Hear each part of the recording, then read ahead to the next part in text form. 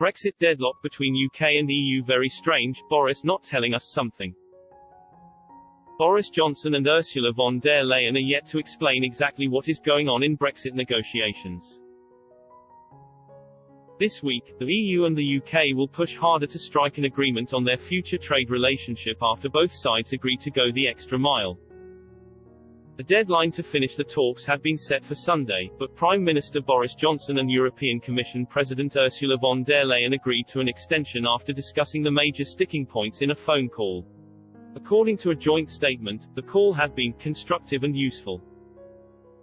The statement added, "Our negotiating teams have been working day and night over recent days.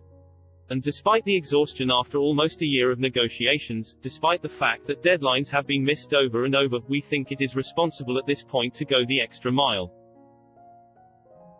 We have accordingly mandated our negotiators to continue the talks and to see whether an agreement can even at this late stage be reached. The negotiations continue here in Brussels. The level playing field, conditions for business, how any trade deal might be implemented and fishing rights are the remaining issues in talks."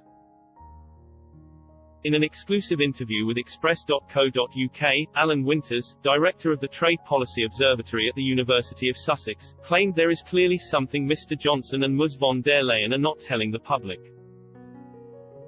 He said, "It seems extraordinary that these set of issues have been around for 6-7 months.